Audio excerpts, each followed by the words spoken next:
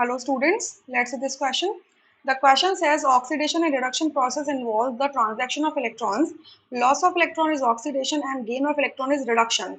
It is thus obvious that in a redox reaction, the oxidant is reduced by accepting the electrons and reductant is oxidized by losing the electrons.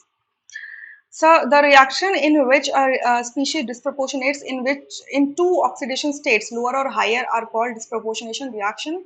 In electrochemical cell redox reactions is involved, that is oxidation takes place at anode and reduction at cathode. So the question says which of the following reaction or reactions are not correctly indicated. कौन से में correctly indicated नहीं है. अब देखो यहाँ पर एक चीज बस ध्यान रखना, ऑक्सीडेंट क्या होता है, जो खुद रिड्यूस हो रहा होता है इलेक्ट्रॉन्स एक्सेप्ट करके, और रिडक्टेंट क्या होता है, जो खुद ऑक्सीडाइज हो रहा होता है, सामने वाले को रिड्यूस कर रहा होता है बाय लूजिंग इलेक्ट्रॉन. ठीक है.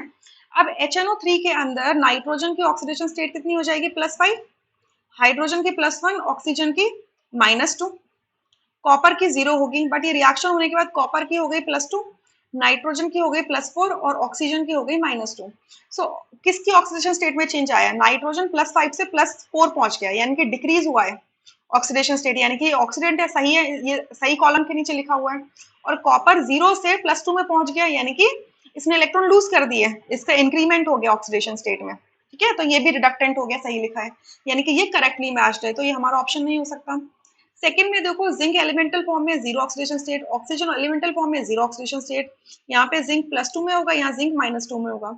तो जिंक में आप क्या देख रहे हो, 0 से +2 गया, यानी कि इंक्रीज इन ऑक्सीडेशन स्टेट हुआ है, इसने इलेक्ट्रॉन लूज करा है. ठीक है, तो ये कैसा हो गया, रिडक्टेंट हो गया. बट ये किसके नीचे लिखा हुआ है, ऑक्सीडेंट के कॉलम के नीचे लिखा हुआ है.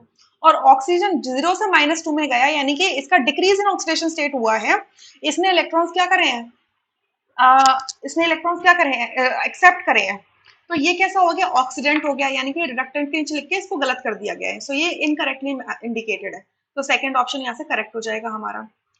थर्ड में Cl2 की ऑक्सीडेशन स्टेट 0 होगी, क्योंकि एलिमेंटल फॉर्म में है. ब्रोमीन की हो जाएगी -1, ब्रोमाइड की हो जाएगी -1, यहाँ पे क्लोराइड की -1 होगी, यहाँ पे ब्रोमीन की 0 होगी. सो ये क्लोरीन जो है 0 से -1 में जा रहा है, यानी कि क्या कर रहा है, गेन ऑफ इलेक्ट्रॉन कर रहा है. सो गेन ऑफ इलेक्ट्रॉन अगर कर रहा है तो ये क्या हो गया, ऑक्सीडेंट, सही लिखा हुआ है. और ब्रोमाइड -1 से 0 में जा रहा है, यानी कि लॉस ऑफ इलेक्ट्रॉन कर रहा है, तो ये रिडक्टेंट, बिल्कुल रिडक्टेंट के नीचे लिखा है, बिल्कुल सही है.